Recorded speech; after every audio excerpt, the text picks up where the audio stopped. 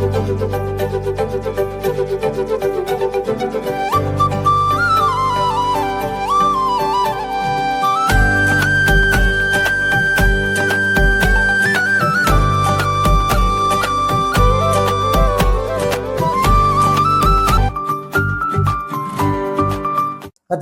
பரிசுத்த நாம சோத்திரம்.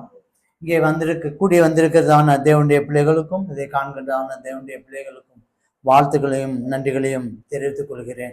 இந்த உயிர்த்தந்ததான இந்த காலை பொழுதிலே, இந்த மாதத்தினுடைய துவக்க பகுதியிலே தேவன் வாக்கு தத்தமாய் ஆண்டவர் கடந்து வந்திருக்கிறார். தேவன் இந்த மாதத்தை எப்படி ஆசீர்வதிக்க போகிறார் என்ற காரியத்திலே ஆண்டவர் இன்றைக்கு நம்மளோடு கூட ஆண்டவர் பேசுகிறார். வேத தியானமாக மத்தேயு சுவிசேஷம் 15ஆம் அதிகாரம் 28ஆம் வசனம். ஸ்திரீயே, உன் விசுவாசம் பெரிது, நீ விரும்புகிறபடியே ஆக கடவது என்றார். அந்நேரமே அவள் மகள் ஆரோக்கியமானாள். அல்லேலூயா. கர்த்தருடைய பரிசுத்த நாம சோத்திரம். இன்றைக்கு ஆண்டவர் வாக்குத்தத்தமாய் ஒரு வார்த்தை ஆண்டவர் சொல்லுகிறார். உன் விசுவாசம் பெரிது, நீ விரும்புகிறபடியே உனக்கு ஆக கடவது என்று ஆண்டவர் சொல்லுகிறார். அல்லேலூயா, அல்லேலூயா. எத்தனை பேர் சந்தோஷப்படுறீங்க? அல்லேலூயா. இந்த மாதத்தை தானே தேவன் விசுவாசத்தை பெருக்குகிறார். நமக்கு விசுவாசத்தோடு தான் நம்ம இருக்கிறோம். விசுவாசம் இல்லாம இந்த இடத்துக்கு நம்ம வர மாட்டோம், ஆண்டவரை ஏற்றுக்கொள்ள மாட்டோம். ஆண்டவரை ஏற்றுக்கொண்டு விசுவாசமா தான் இந்த இடத்துக்கு நம்ம வந்திருக்கோம். ஆனாலும் தேவன் இந்த மாதத்துல என்ன செய்ய போறார்னா, விசுவாசத்தை பெருக்குகிறார். அல்லேலூயா. பெருசாக்குகிறார். விசுவாசத்தின் அளவை நமக்கு கூட்டுகிறார். கூட்டும் போது நம்ம இருதய வேண்டுதலை, நம்ம விரும்புகிற காரியத்தை ஆண்டவர் நமக்கு செய்கிறார். இந்த வார்த்தையானது ஒரு ஸ்திரீட்ட ஆண்டவர் பேசின அந்த காரியத்தை மாத்திரம் தான் சொல்லிக்காங்க. நீங்க மத்தேயு சுவிசேஷம் 15ஆம் அதிகாரம் 22 27 வரைக்கும் நீங்க நோட் பண்ணிக்காங்க. இயேசு கிறிஸ்து உலகம் எங்கும் சுற்றி கிராமங்கள் தோறும் பட்டணங்கள் தோறும் ஆண்டவர் சுவிசேஷமாய் சொல்லி மனம் திரும்புங்கள், பல்லோர் ராஜ்யத்துக்கு ஆயத்தமாங்கன்னு சொல்லிட்டு ஆண்டவர் அது மாத்திரமல்ல, அந்த மக்களுக்கு என்ன தேவையோ அந்த தேவைகளை பூர்த்தி செய்தபடி நன்மை செய்வராய் சுற்றி திரிந்தார். அல்லேலூயா. அப்படி சுற்றி போகும்போது ஒரு பட்டணத்துக்குள்ள போறாரு. பட்டணத்து போகும்போது ஆண்டவரை அறியாத ஒரு ஸ்திரீ வருகிறார். அந்த பொண்ணுக்கு பிசாசு பிடித்ததான ஒரு மகள் இருக்கிறாங்க. அவங்க ரொம்ப நாளா பிசாசு பிடிச்சிருக்கு, மனநல பாதிக்கப்பட்டதாய் பிசாசு பிடிச்சதா அந்த மகள் காணப்படுகிறாள். அந்த மகள்கிட்ட விடுதலை வாங்கும்படியாக கேள்விப்படுறான் இயேசு கிறிஸ்துன்னு ஒருத்தர். ஏன்னா ஒரு கிராமத்துக்குள்ள போனோம்னா அக்கம் பக்கத்துல அற்புதம் செய்யும் போது கேட்கும் போது அவ விசுவாசத்தோடு அவட்ட வாரா. பார்த்துட்டு அவளை பின்தொடர்ந்து வந்துட்டே இருக்கா. தாவீதின் குமாரனே, எனக்கு இறங்கும் இறங்கும் இறங்கும் சொல்லி அப்படி அவ பின்தொடர்ந்து அப்படி வரும்போது ஆண்டவர் கண்டும் காணாத போல அவர் கடந்து போய் கொண்டே இருக்கிறார்.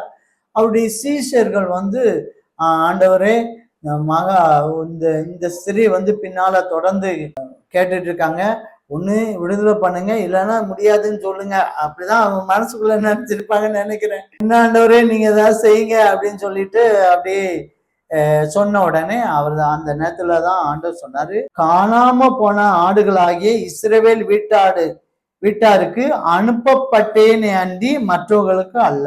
அல்லேலூயா. அதாவது நான் என்னுடைய ஜனமாய் கர்த்தரை தெய்வமாய் ஏற்றுக்கொண்டதான என்னுடைய ஜனம், அத பிதாவாகிய தேவனையும் என்னையும் விசுவாசிக்கிற தேவனுடைய பிள்ளைகளுக்கு நான் வந்திருக்கேன்.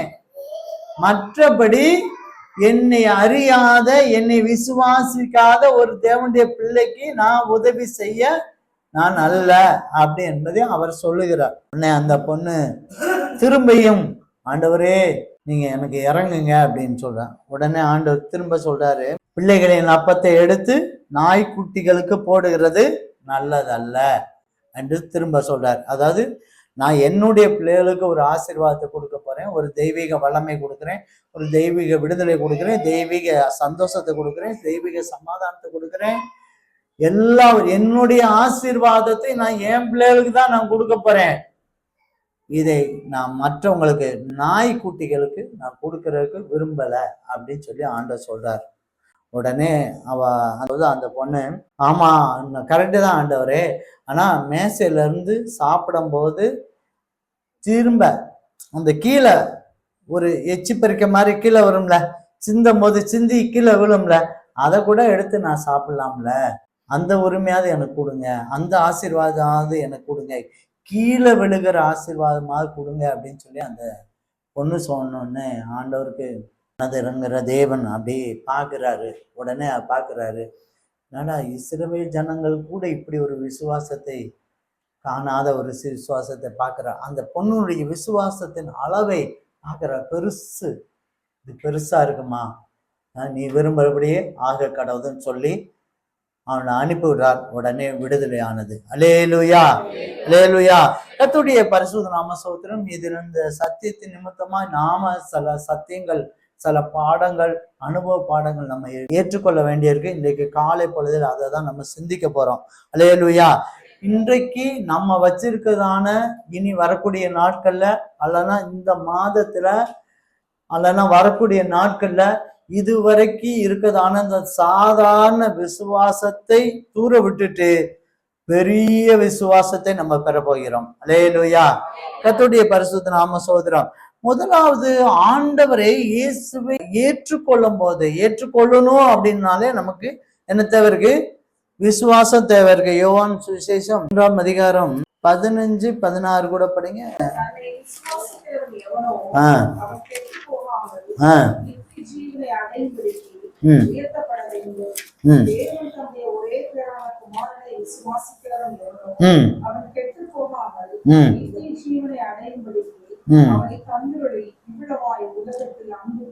அல்லேலூயா, அல்லேலூயா.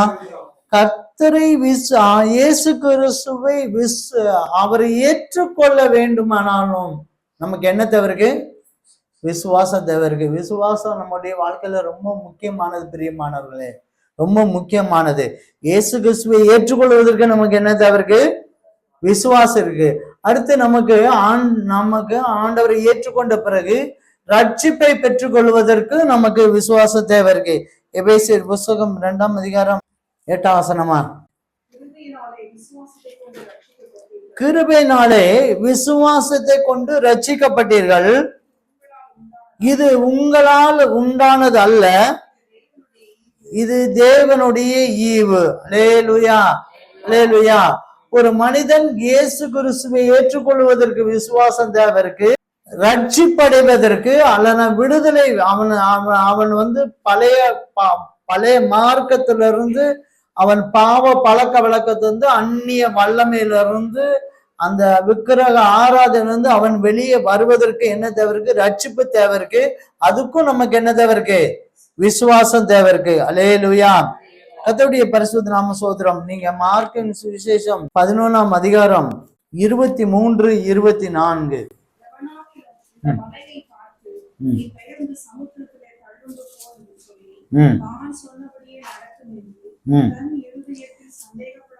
தன் இருதயத்தில் சந்தேகப்படாமல் விசுவாசித்தால் அவன் சொன்னபடியே ஆகும் என்று. அல்லேலூயா, அல்லேலூயா. ஒரு மனிதனுக்கு தடைகள் பல விதத்துல இருக்கலாம். அது பிசாசனுடைய தடையா இருக்கலாம், சர்ப்பத்தின் அடையா இருக்கலாம், செத்தாவின் இருக்கலாம், சாபத்தின் ஆவின் இருக்கலாம், மந்திரத்தினால தடையா இருக்கலாம்.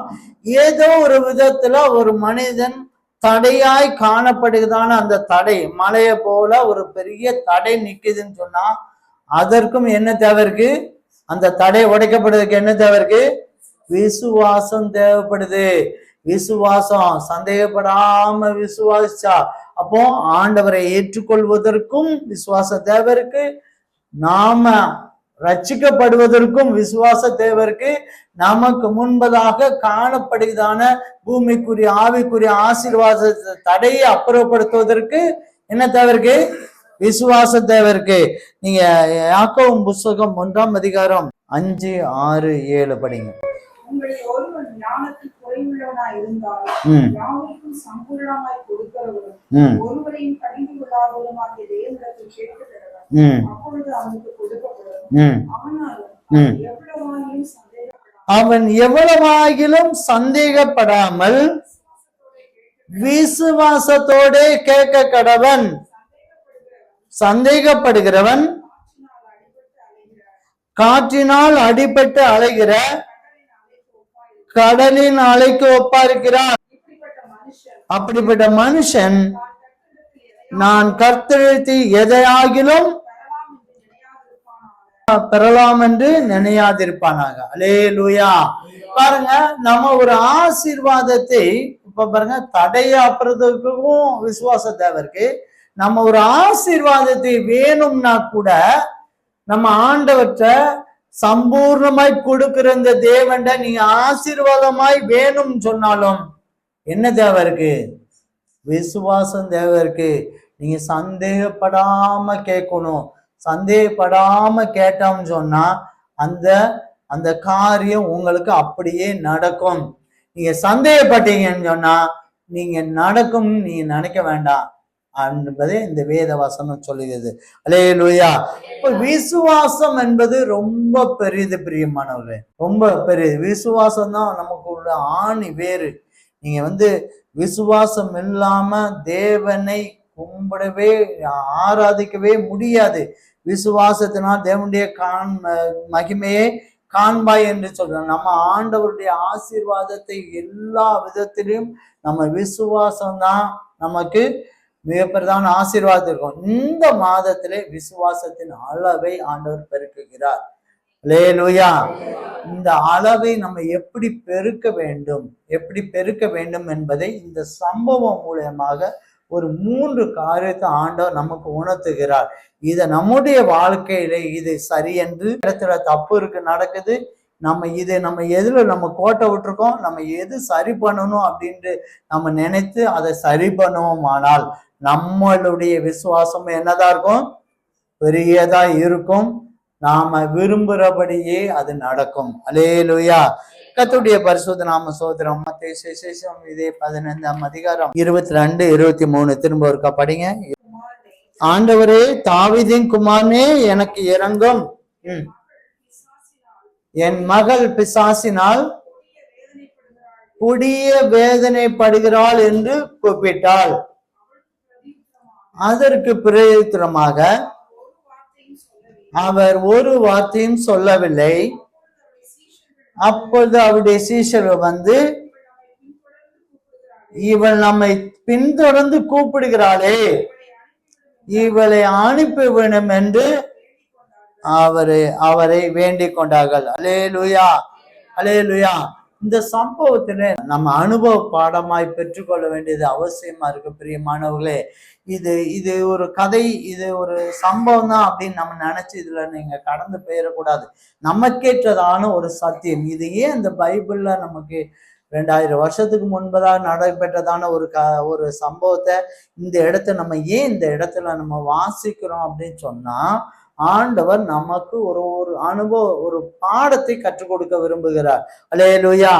இந்த இடத்துல ஆண்டவர், நீங்க ஜெபம் பண்ணும்போது, நீங்க ஆண்டவர்கிட்ட வேண்டியது விண்ணப்பங்களை நீங்க ஜெபம் பண்ணும்போது, நீங்க ஜெபிக்கிறதுக்கு ஆண்டவர் பதில் கொடுக்கவே இல்லாட்டாலும் பரவாயில்ல.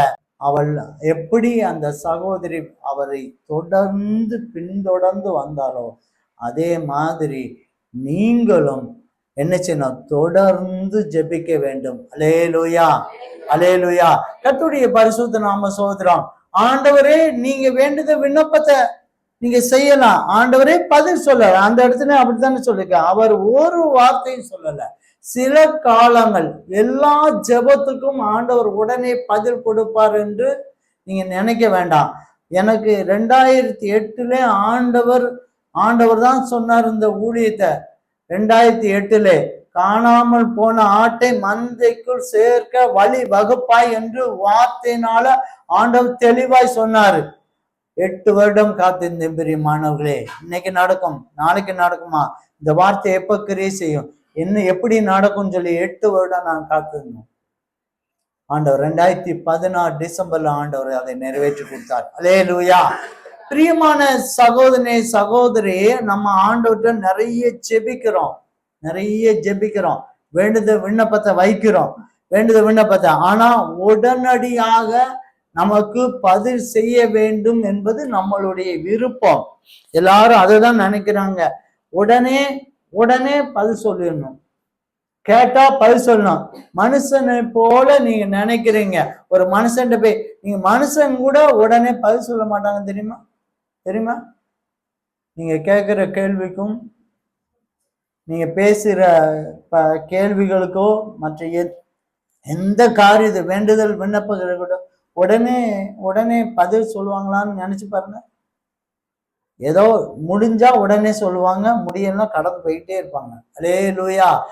நீங்க ஆனா தேவனுடைய பிள்ளையாகிய நம்ம எந்த இடத்துல நம்ம சோர்ந்து போறோம் அப்படின்னு சொன்னா, இந்த இடத்துல உடனே பதில், உடனுக்குடன் எனக்கு பதில் வேணும். ஏன் இதை செய்யல? அடுத்த செகண்ட் நம்ம என்னதான் வாயில முறுமுறுப்பு வந்தது.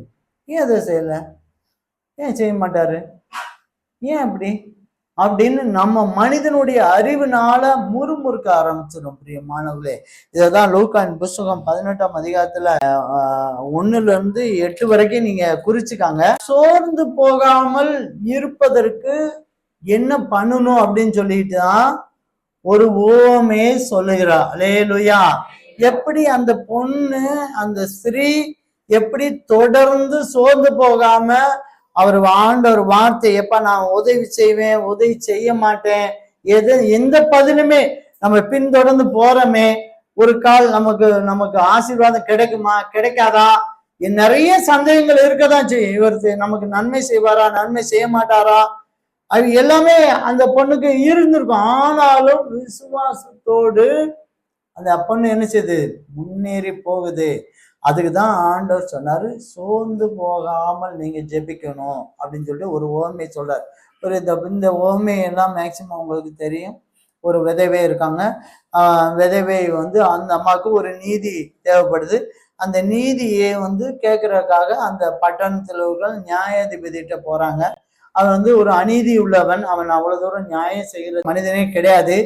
திரும்ப அவன்கிட்ட போய் முறையிட்டு கொண்டே இருக்கிறாங்க.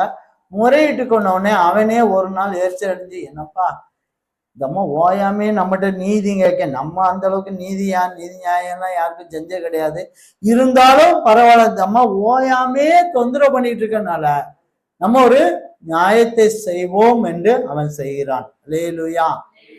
இதை பார்த்துட்டு தான் நீங்க 7-8 படிங்க பாப்போம்.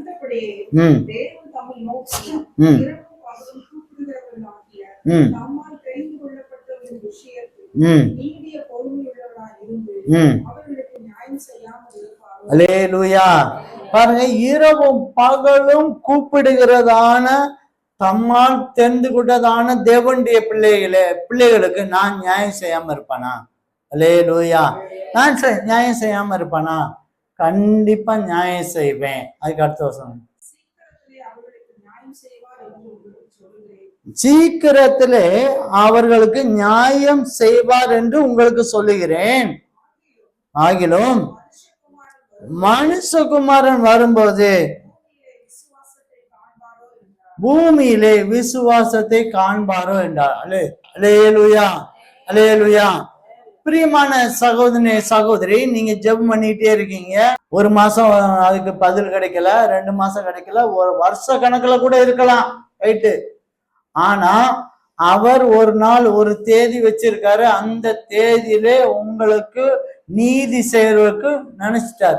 எரேமியால சொல்லப்பட்ட நீங்கள் எதிர்பார்க்கிற முடிவை உங்களுக்கு கொடுக்கும்படி நான் நினைச்சிருக்கேன் அப்படின்னாரு. அல்லேலூயா, அல்லேலூயா. நீங்க எதிர்பார்க்கிற முடிவை ஆண்டவர் நினைச்சு பார்க்கிறாரு. நினைச்சு சமாதானத்தின் முடிவை நான் உங்களுக்கு கொடுக்கும்படியாக நான் நினைச்சு பார்க்கிறேன். அது கூட நீங்க எடுங்க பார்ப்போம். நீங்கள் எதிர்பார்த்திருக்கும் முடிவை உங்களுக்கு கொடுக்கும்படிக்கு நான் உங்கள் பேர் நினைத்திருக்கிற நினைவுகளை அறிவேன் என்று கர்த்தர் சொல்கிறார். சமாதானத்துக்கு ஏதுவான நினைவுகளே, சமாதானத்துக்கு ஏதுவான நினைவுகளே. நான் உங்களுக்கு ஆசீர்வதிக்கும்படியாக, உங்களை விடுதலை கொடுக்கும்படியாக நான் நினைச்சு பார்க்கிறேன். நீங்க இதே இது ஏசாயின் புஸ்தகம் 62ஆம் அதிகாரம் 4ஆம் வசனத்தை எடுங்க. நீதியை சரிக்கட்டும் நாள் நீதியை சரிக்கட்டும் நாள் என் மனசுல இருக்கு. என்னுடையவர்களை மீட்கும் வருஷம் வந்தது. அல்லேலூயா, அல்லேலூயா. தேவன் பொறுமையாய் செய்கிறாரு. எந்த மனிதனை எப்ப ரட்சிப்புகளை கொண்டு வரணும், எந்த மனிதனை இந்த ஆசீர்வாதத்தை கொடுக்கணும், எந்த மனிதனுக்கு முன்பாக தடையை எப்போ உடைக்கணும் என்பதை அவர் நினைவு கூர்ந்து கொண்டே இருக்கிறார். அவர் நீதி செய்கிற தேவன், அது நியாயம் செய்கிற தேவன். அவர் அநீதி உள்ள தேவன் அல்ல, அநியாயம் செய்கிற தேவன் அல்ல, அவர் நீதி செய்து கொண்டு இருக்கிறார். அல்லேலூயா. அவர் செய்வாரு, அவர் செய்வாரு. ஆனா நீங்க என்ன செய்வீங்க? அதுக்குள்ள நீதி செய்யற கேப்புக்குள்ள முறுமுறுக்காரங்க ஜபம் பண்றீங்க, நீங்க வேண்டிய விண்ணப்பத்தை நீங்க செய்யறீங்க. அவர் நீதி செய்யறதுக்கு ஒரு தேதி வச்சிருக்காரு. இந்த கேப் இருக்கு பாருங்க, இந்த கேப்ப என்ன செய்றீங்க? உடனே முறுமுறுக்க ஆரம்பிச்சு, என்ன ஆண்டவருங்க, என்ன ஆண்டவர் இன்னும் பதிலே கொடுக்கணும், என்ன பதிலே தரமாட்டேக்காரு.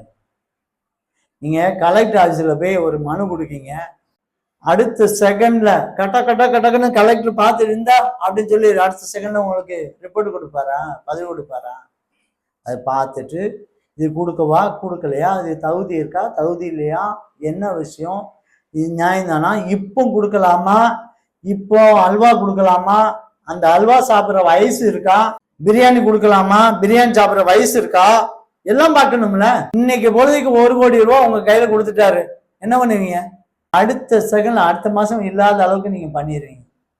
உங்களுக்கு பின்னால் ரெடியா பின்னாலே வருவாங்க, அக்கா அப்படின்னு அழுதுகிட்டு கொடுத்துதான் இருப்பீங்க. அல்லேலூயா, அல்லேலூயா. கர்த்தருடைய பரிசுத்த நாம சோதரம். அப்போ பணத்தை கையாளுவதற்கு ஒரு மெச்சூரிட்டி தேவை இருக்கு, குடும்பத்தை நடத்துவதற்கு மெச்சூரிட்டி தேவை இருக்கு. எதுக்கு வயசு 18 வயசு 21 வயசுல நீங்க கல்யாணம் முடிங்க அப்படின்னு சொன்னா 15 வயசுல 13 வயசுல ஒரு பெண்ணு கல்யாணம் முடிவுக்கு தயாராகிறான், ஒரு ஆணு தயாராகிறான்.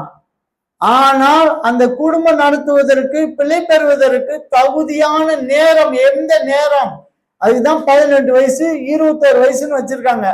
அல்லேலூயா, அல்லேலூயா. அதுக்கு முன்னால அறியாமையினால நம்ம இருந்து குழந்தை பிறந்து இறந்து போன சம்பவங்கள்லாம் இருந்ததுனால அரசாங்கமே சட்டத்திட்டத்தை போட்டு மாற்றாங்க. அல்லேலூயா. அப்ப உங்களுக்கு ஆண்டவர் நீதி செய்யறதான காலம், இந்த காலம் தான் சரியா இருக்கும் என்று தெரிந்தே ஆண்டவர் செய்கிறார். அது அவர் மனசுக்குள்ளே இருக்கு. அல்லேலூயா, அவர் மனசுலயே இருக்கு. ஆனா அந்த கேப்ல நம்ம என்ன செஞ்சிடறோம்? எவ்வளவு வார்த்தையினால அவிசுவாசத்தை சொல்ல முடியுமோ அவ்வளவு அவிசுவாசத்தை நம்ம வார்த்தையினால நம்ம வாயினால அறிக்கைட்டு நம்ம ஆசீர்வாதத்தை இழந்து போகிறோம். அல்லேலூயா. அதனாலதான் ஆண்டவர் சொன்னாரு, நான் சீக்கிரத்துல உங்களுக்கு நியாயம் செய்வேன். சோர்ந்து போகாம ஜெபம் பண்ணுங்க. நீங்க சோர்ந்து போகாம ஜெபம் பண்ணுங்க. ஆண்டவர் நான் மாற்றி தருவேன் என்று கர்த்தர் சொல்லுகிறார்.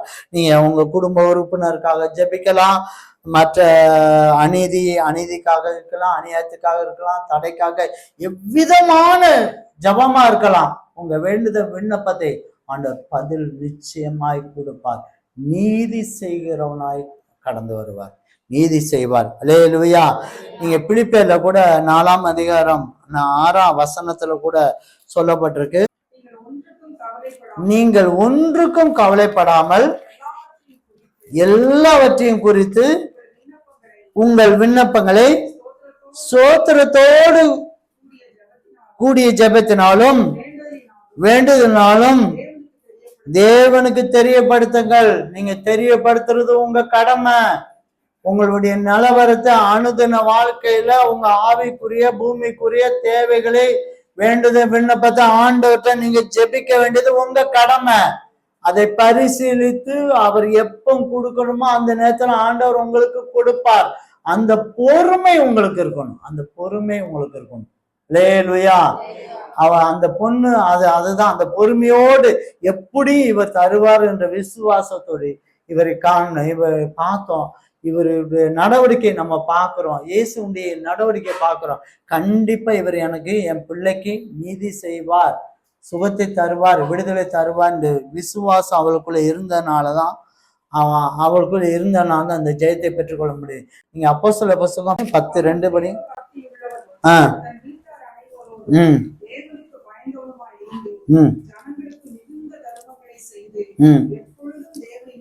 எப்பொழுதும் தேவனை நோக்கி ஜெபம் பண்ணி கொண்டு இருந்தான். அல்லேலூயா. எப்பொழுதும். அது நல்ல காசு இருக்குங்க, தான தர்மம்லாம் அள்ளி அள்ளி கொடுத்துட்டே இருக்கான். அவன் ஜெபிக்க வேண்டியதில்லை. நம்மகிட்ட காசு இருந்தா ஜெபம் பண்ணுமா? அந்த அளவுக்கு காசு இன்னும் நம்மகிட்ட வரல. வந்தாதான் நம்ம நிலவரம், நம்ம இருதயம் எப்படிப்பட்டதுன்னு தெரியும். அல்லேலூயா. கர்த்தருடைய பரிசுத்த நாம சோதரம். அவன் நல்ல செல்வ செழிப்புங்க, தான தர்மம்லாம் செய்யறான். அவன் எதுக்குங்க ஜெபிக்க போனோம்? அவன் எப்பொழுதும் எந்த நேரமும் ஜெபம் பண்ணி கொண்டே இருந்தான். அல்லேலூயா.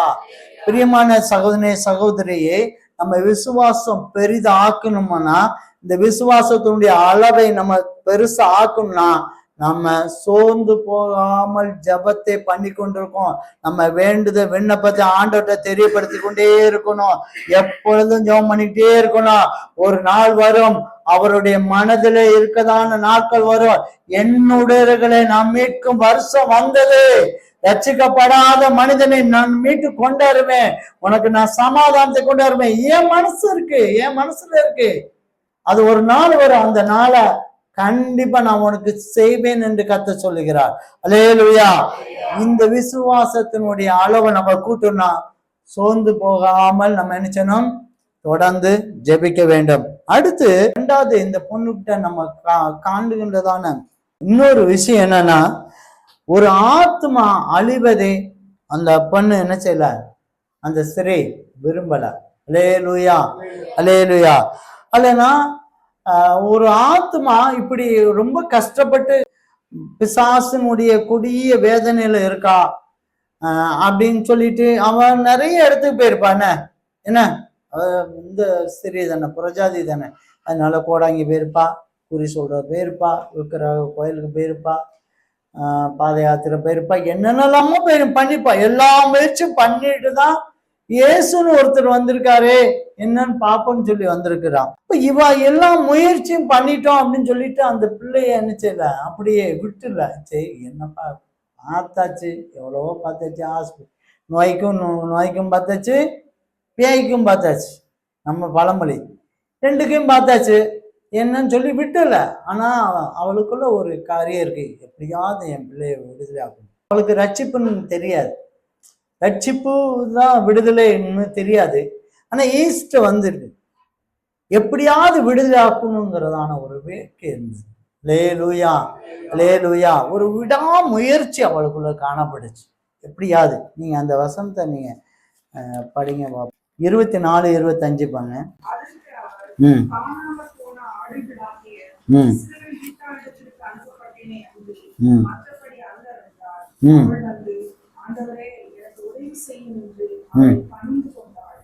ஏற்கனவே பின்தொடர்ந்து ஆண்டவரே உதவி செய்யுங்க அப்படிங்க கண்டுக்காம போயிட்டாரு, வாய பேசாம போயிட்டாரு. இப்ப திரும்பியும் அதனால நான் உங்களுக்குலாம் தர முடியும், ஏன் ஜாதி ஜனத்துக்கு தாங்க நான் கொடுக்க முடியும் அப்படின்ட்டு அவர் மூஞ்சில் அடிக்க மாதிரி பேசிட்டாரு. அப்படித்தானே, மூஞ்சில் அடிக்க மாதிரி சொல்லிட்டாரு. ஆனா அவளுடைய விடாமுயற்சியை பாருங்க, எப்படியாவது இயேசுவை பற்றி நல்லா புரிஞ்சுக்கிட்டான். இவர் தான் நமக்கு ஒரு மீட்பர். இந்த உலகத்துல வேற எந்த வல்லமீட்டிருந்தும் நம்ம மகளை மீட்க முடியாது. ஏன்னா ஏற்கனவே போய் பார்த்துட்டால, எல்லாத்தையும் பண்ணி பார்த்தேன், என் பிள்ளைக்கு ஒரு ஆசீர்வாதமும் கிடைக்கல. அப்போ இவரை விட்டாச்சுன்னா வேற வழி இல்லை. இவர் தான் மீட்பர், இவர் தான் நமக்கு விடுதலை தரவர், இவர் தான் ஹீரோ. இவரை வச்சுதான் என் பிள்ளைக்கு விடுதலை கண்டிப்பா இருக்கும்னு சொல்லிட்டு அவளுக்கு ஒரு விடாமுயற்சி. அவர் முகத்தை மறைக்காம உதவி செய்கிற தேவன், அவர் மனதுருகிற தேவன், அவர் உதவி செய்கிற தேவன் என்பதை அவர் நன்மை செய்கிற தேவன் என்பதை அந்த பொண்ணு நல்லா புரிஞ்சுக்கிட்டனாலதான் விடாப்பிடியா. அல்லேலூயா, அல்லேலூயா. இன்றைக்கு நிறைய பேர் என்ன செய்யறாங்க தெரியுமா? தன்னுடைய குடும்பத்துல உள்ள பிரச்சனையை கூட நீங்க ஆண்டவற்றை தெரியப்படுத்தக்கும் அப்படின்னு கூட நிறைய பேர் மூடி மறைக்கிறாங்க.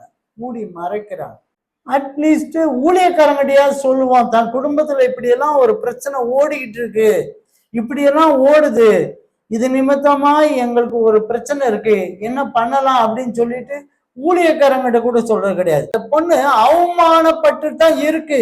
4 பேர் மத்தியில என் பிள்ளை இப்படி இருக்கா அப்படின்னு சொன்னா எவ்வளவு வேதனை இருக்கும் தெரியும். ஆனாலும் அவ அந்த வேதனை அவமானம் இருந்தா பரவாயில்ல, எப்படியாவது என் பிள்ளை விடுதலை ஆகும், அதைத்தான் அவ பார்த்தா. ஆனா நிறைய பேர் என்ன நினைக்கிறாங்க அப்படின்னா, யாருக்கும் தெரியாம ஆண்டவர் எனக்கு செஞ்சிடணும். அல்லேலூயா, அல்லேலூயா.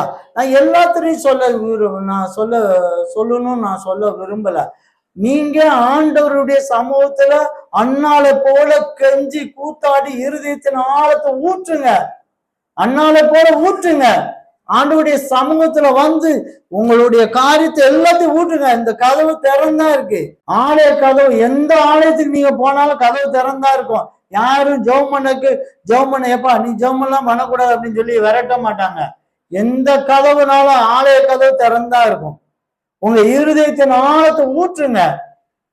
அப்படி உங்களால அது பண்ண முடியலன்னா அட்லீஸ்ட் ஊழியக்காரங்களையா சொல்லுங்க. அல்லேலூயா, அல்லேலூயா. அநேகர் பண்ற தவறு என்ன தெரியுமா? அவங்க ரட்சிக்கப்படுவதற்கு விரும்புறதே கிடையாது. இவனா தண்ணி தெளிச்சாச்சு, விட்டுருங்க, தண்ணி தெளிச்சாச்சு, அவ்வளவுதான், அந்த பிரச்சனை முடிஞ்சது. இவன் ரட்சிக்கப்படுவான், என்னைக்கா ஒரு நாள் கண்டிப்பா ரட்சிக்கப்படுவாங்கிறதான ஒரு எண்ணம் விட்டுட்டாங்க. அல்லேலூயா. என்னைக்காவது ஒரு நாள் என் பிள்ளைக்கு ஒரு ஆசீர்வாதம் கிடைக்கும், அந்த தடை கண்டிப்பா என் கையில கிடைக்கும் அப்படிங்கிற விசுவாசத்தை விட்டுட்டாங்க. என்னைக்காவது ஒரு நாள் குணமாகும் என்கிற விசுவாசத்தை விட்டுட்டாங்க. காரணம் அந்த விடாமுயற்சி. இவளுக்கு அந்த விடாமுயற்சியை மட்டும் நீங்க தொடர்ந்து விடாமுயற்சி. ஒரு ஆத்மா கண்டிப்பா என்னைக்கு நாள் ரட்சிக்கப்பட்ட அது ஆசீர்வாதமா இருக்கும்னு சொல்லி தொடர்ந்து ஜெபித்தீங்கன்னா ஆண்டவர் நினைச்சுவாரு, உதவி செய்வார். ஆண்டவர் சொன்னாரு, விசுவாசம் பெரிதுன்னு சொன்ன அந்த வார்த்தை வந்த உடனே என்ன செய்யுது? நோயே குணமாயிடுச்சு. அப்ப அந்த வார்த்தைக்காக தான் அவ பிரயாசப்படுறான். நாமளும் அந்த வார்த்தைக்காக தான் பிரயாசப்படுகிறோம். நம்ம வேண்டுத விண்ணப்பத்துக்கு ஆண்டவர் ஒரு பதில் கிடைக்கணுமே, எப்படி என்னைக்கு கிடைக்கும், எப்ப கிடைக்கும்னு சொல்லும் போது ஆண்டவர் என் மனசுல இருக்கு, ஒரு நாள் இன்றைக்கு நான் வந்துட்டேன்னு சொல்லிட்டான்னு வைங்க, நீங்க எதிர்பார்க்கிற முடிவை நான் அவனை தந்துருவேன்னு சொல்லிட்டான்னு வைங்க, அந்த வார்த்தை அப்படியே நிறைவேறும். உங்கள் வாழ்க்கைகள் மாறி போயிடும். பிரியமானவர்களே, அந்த ஸ்திரீயை போல நீங்க என்ன செய்யணும்? ஒரு ஆத்மா அழிவதை விரும்பாம விடாமுயற்சியும் பண்ண போல நீங்களும் ரட்சிக்கப்படாத ஒரு மனிதர்களுக்காக தொடர்ந்து ஜெபம் பண்ணுங்க.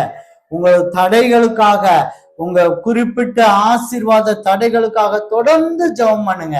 நீங்க விசுவாசத்தின் அளவை கூட்டிக்கிட்டே இருங்க. நீங்க அவிசுவாசத்தின் தன்மையை நீங்க அவிசுவாசம் பேசாதீங்க. விசுவாசத்தை ஆண்டவர் நிச்சயம் தருவார். என்னுடைய தடைகளை மாற்றி கொடுப்பார், என்னுடைய ஆசீர்வாதத்தை தருவார் என்று என் மகா குணமாயிருவா, எனக்கு இந்த ஆசீர்வாதம் கிடைக்கும் என்பதை நீங்கள் உறுதிப்பட்டு விசுவாச வார்த்தையினால நீங்க பேசிக்கொண்டு இருக்கும் போது தேவன் உங்களுக்கு மாற்றி கொடுப்பார். அல்லேலூயா. மூன்றாவதாக 27 மத்தேயு 26-27 படி. பிள்ளைகளின் அப்பத்தை எடுத்து நாய்க்குட்டிகளுக்கு போடுகிறது நல்லதல்ல என்றார். அதுக்கு அவர், மெய்தான் ஆண்டவரே, ஆகிலும் அல்லேலூயா, அல்லேலூயா. அத நம்ம ஏற்கனவே கேட்ட மாதிரி நாய்க்குட்டிகள் மேஜையில இருந்து கீழே விழுகிற அந்த கீழே விழுற மிச்சம் இந்த மிச்சத்தை எடுத்து சாப்பிடுமே அப்படின்னு சொல்லி அவ சொல்றா. பாருங்க எவ்வளவு ஒரு தாழ்மையை யோசிச்சு பாருங்க. அது ஒரு தாழ்மையை குறிக்கிறது. பிரியமானவர்களே, உங்க இருதயத்தை எல்லாரும் தொட்டுக்காங்க. உங்களை பார்த்து ஒரு நாய்க்குட்டி, பேய்க்குட்டி, பன்னிக்குட்டி அப்படின்னு ஏதாவது சொல்லிவிட்டாங்கன்னா, அப்படி யாராவது சொல்லிட்டான்னு சொன்னா நீங்க உங்களுடைய வார்த்தை எப்படி இருக்கும்? யோசிச்சு பாருங்க, யோசிச்சு பாருங்க. இந்த சம்பவத்தை ஆண்டவர் எனக்கு சொல்லும்போது எனக்கு உண்மையிலேயே இப்படி ஒரு வார்த்தை எனக்கு சொல்லிட்டா நான் எப்படி கண்ட்ரோல் பண்ணுவேனானே தெரியல. அழுதுட்டேன் பயங்கரமா.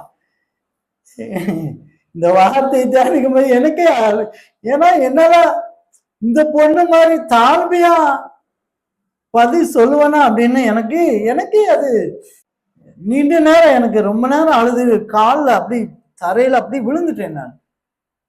ஏன்னா அந்த வார்த்தை, இந்த பொண்ணு மாதிரி ஒரு வார்த்தை நானா இன்னைக்கு ஆண்டவர் எனக்கு அந்த பக்குவத்தை ஆண்டவர் தந்திருக்காரு. இதை யோசிச்சு பாருங்க. யாராவது ஒருத்தர் அப்படி ஒரு வார்த்தை சொல்லியிருந்தா நம்ம என்ன பேசியிருக்கோம்? ஒரு வார்த்தையும் முன்னப்பினா வந்துருச்சு. ஏதோ ஒரு உங்க மூலியமா வந்திருக்கலாம், அவங்க மூலியமா வந்திருக்கலாம், ஏதோ ஒரு வார்த்தையில வந்துருச்சு. ஆனா வேதம் சொல்லுது, வாக்குவாதம் என்பதே நமக்கோ தேவனுடைய சபைக்கோ அது வழக்கம் கிடையாது. அல்லேலூயா. வார்த்தை எப்படி இவங்களை எவ்வளவு கேவலமா பேசினாஞ்சதான், எவ்வளவு கீழ்த்தனமா பேசினாஞ்சதான்.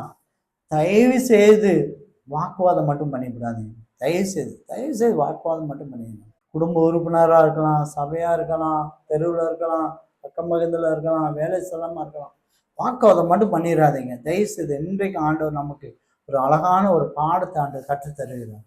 விசுவாசத்தினுடைய அளவை பெருக செய்கிறார். அல்லேலூயா, அல்லேலூயா. வாக்குவாதம் மட்டும் நீங்க பண்ணிடாதீங்க. கணவன் மனைவிக்குள்ள வாக்குவாதம் பண்ணி எவ்வளவு கேவலமா திட்டினா கூட தயவு செய்து, பெற்றோர் பிள்ளைகளுக்கு என்ன பேசினாலும் நீங்க தயவுசெய்து வாக்குவாதம், உங்களால அந்த இடத்துல நிற்க முடியும்னா விலகி போயிருங்க. கேவலமா பேசினாலும் நீங்க தாழ்த்துங்க. தாழ்த்த தேவன் உங்களை ஆசீர்வதிப்பார். நீங்க 1 பேதுரு புத்தகம் 5ஆம் அதிகாரத்துல கூட சொல்லப்பட்டிருக்கு.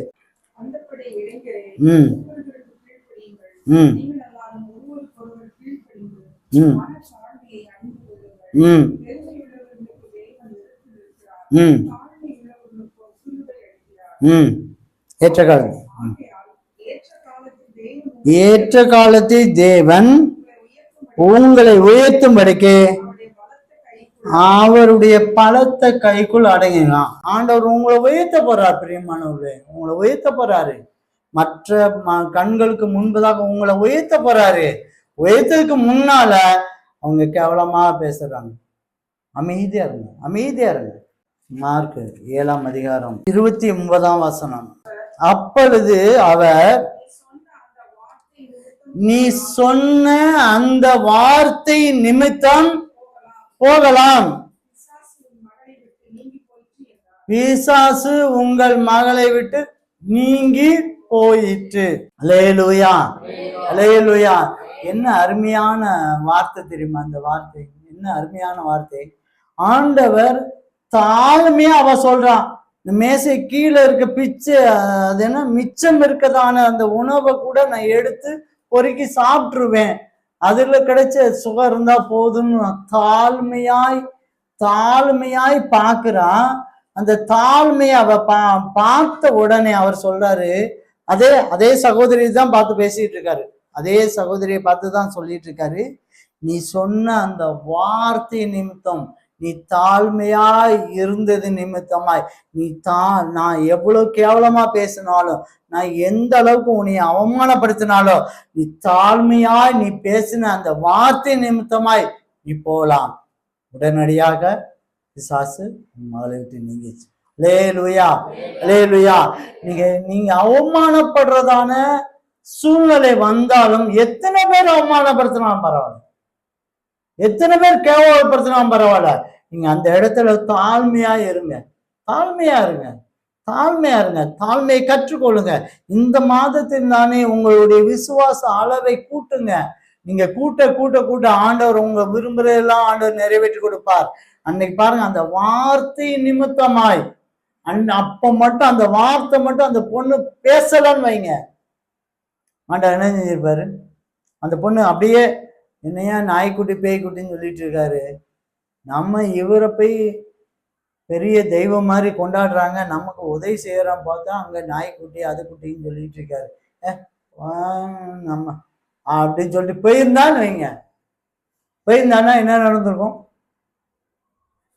என்ன நடந்திருக்கும்? அந்த பொண்ணு விடுதலை ஆகியிருக்கும்? அந்த பொண்ணு விடுதலை ஆகியிருக்காது. இவன் ஆயுசு காலம் முழுக்க அந்த பிள்ளையை குறித்து அழுது அழுது தூக்கித்து சொல்லிட்டு அல்லேலூயா. கர்த்தருடைய பரிசுத்த நாம ஸ்தோத்திரம். எத்தனை பேர் உங்க வாழ்க்கையில அவமானப்படுத்தினாலும் சூழ்நிலை வந்தாலும் நீங்க தாழ்மையா இருங்க. நீ தாழ்மையா இருங்க. ஆண்டவர் ஒரு நாள் சொல்லுவாரு, நீ தாழ்மையா இருந்த நிமித்தமாய் நான் உன்னை உயர்த்த போகிறேன். நீ தாழ்மையாய் சொன்ன அந்த வார்த்தை நிமித்தமாய் இப்போ உன்னுடைய பிரச்சனை நீங்களாகுது. அல்லேலூயா, அல்லேலூயா. கர்த்தருடைய பரிசுத்த நாம ஸ்தோத்திரம். தாழ்மை ரொம்ப முக்கியமானது. தாழ்த்தப்பட்டவங்க ஒரு நாளும் வெட்கப்பட்டு போனதில்லை. அவங்க ஒரு நாளும் வெட்கப்பட்டு போனதில்லை. நீங்க தாழ்த்துற ஆட்களை போய் பாருங்க, தாழ்மையான ஆட்களை பாருங்க. ஆண்டவர் உயர்த்திக்கிட்டே இருப்பாரு, சந்தோஷத்தை கொடுத்துக்கிட்டே இருப்பார், சமாதானம் கொடுத்துப்பாரு, நிம்மதியா படுத்து தூங்க வைப்பார். அல்லேலூயா. பெரிய ஆசீர்வாதம். என்ன ஆசீர்வாதம்? பெரிய ஆசீர்வாதம். படுத்தா தூக்கம் வரணும், அந்த தூக்கத்தை ஆண்டவர் தருவார். அல்லேலூயா, அல்லேலூயா. கர்த்தருடைய பரிசுத்த நாம ஸ்தோத்திரம். இதெல்லாம் அவளுடைய ஜீவியத்துல இருந்ததுனாலதான் அவ விசுவாசம் பெரிது என்று சொன்னார்.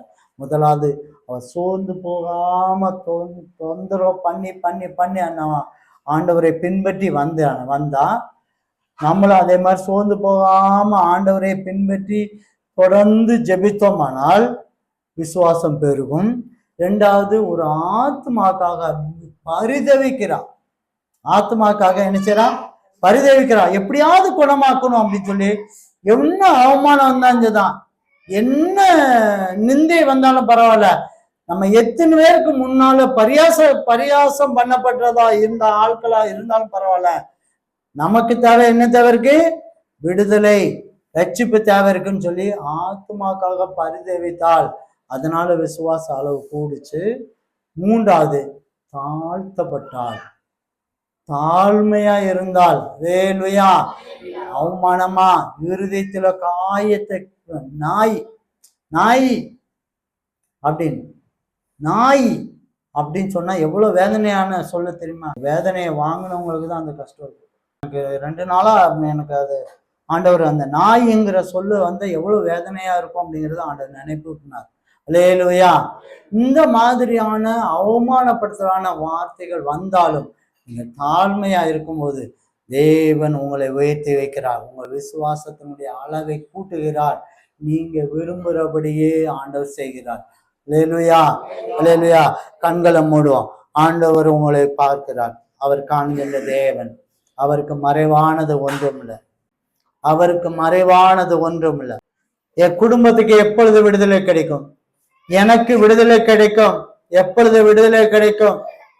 ஏங்கி தவித்து கொண்டதுக்கான தேவனுடைய பிள்ளையே, இயேசு கிறிஸ்து என்ற தேவன், நீங்க ஆராதிக்கிற தேவன் இப்பொழுது ஒரு வார்த்தை சொல்லியிருக்கிறார், உன் விசுவாசம் பெரிது, நீ விரும்புறபடியே ஆக கடவுதே, நீ நினைக்கிற காரியத்தை நான் செய்வேன், அவன் வழி வாய்க்கப்படும். தேவன் சொல்லுகிறார், நீ விரும்புறபடியே இதுவரைக்கு நீ விரும்புற காரியம் நடக்காம இருந்திருக்கலாம். இந்த மாதத்தில் தானே இப்ப ஸ்டார்ட் ஆகுது. அவர் மனதுல நீதி செய்யறதான நேரம் வந்துருச்சு, அந்த காலம் வந்துருச்சு, நினைக்கு மீட்குதான வருஷம் வந்துருச்சு.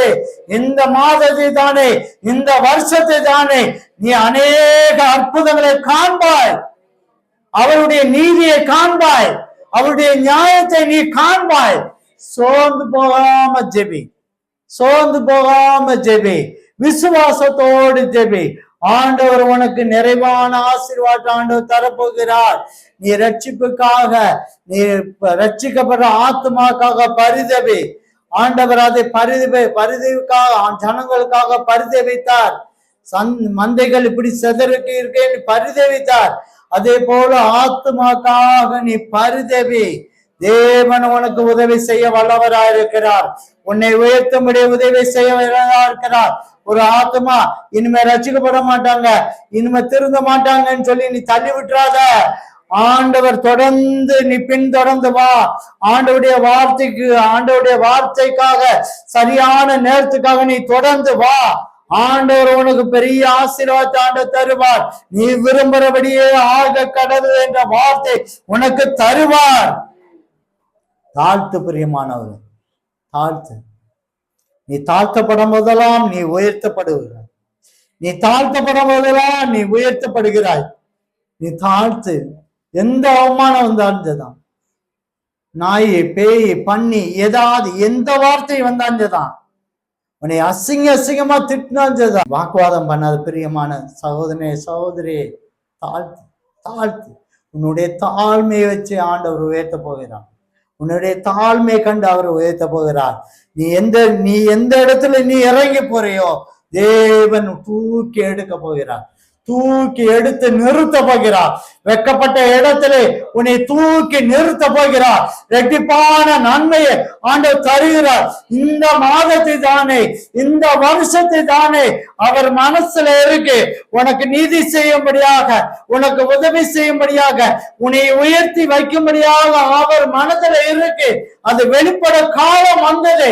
அது வெளிப்பட காலம் வந்தது. அது இன்றைக்கே ரட்சிப்பின் நாள், இன்றைக்கே ரட்சணிய நாள், இன்றைக்கே விடுதலை நாள். இந்த வருஷத்தை தானே, இந்த மாசத்தை தானே தேவன் உங்களை இக்கட்டிலிருந்து ஆண்டவர் நீங்களாக்கி எடுக்கிறார், தூக்கி எடுக்கிறார். எந்த வியாதியிலிருந்து எடுக்கிறார், எந்த பிசாசின் பிடியிலிருந்து தேவன் எடுக்கிறார். எப்பேற்பட்ட தடையா இருந்தாலும் அந்த தடையிலிருந்து தேவன் எடுத்து, ஆண்டு தடையை உடைத்து, செங்கடங்களை பிரித்து எடுத்து ஆண்டவர் உங்களை பாதுகாப்பாக பரம காணானுக்கு கொண்டு செல்கிறார். பிரியமான சகோதரி, சோர்ந்து போகாமல் ஜெபம் பண்ணு. விசுவாசத்தோடு ஜெபம் பண்ணு. விசுவாசம் உன்னை காதாக்கும், விசுவாசம் உன்னை பாதுகாக்கும், விசுவாசம் உன்னை ஆசீர்வாதமாய் வைக்கும். சோர்ந்து போகாதே. நீ சமாதானத்தோடு போ, நீ சமாதானத்தோடு போ. விசுவாசத்தை ஆண்டவர் உனக்கு இந்த மாதத்திலே கூட்டுகிறார். விசுவாசத்தின் அளவை கூட்டுகிறார். விசுவாசத்தின் அளவை கூட்டும் போதெல்லாம் உனக்கு அற்புதத்தை ஆண்டவர் செய்கிறார். நீ சமாதானத்தோடு போ. ஆண்டவர் உன்னை ஆசீர்வதிக்கிறார்.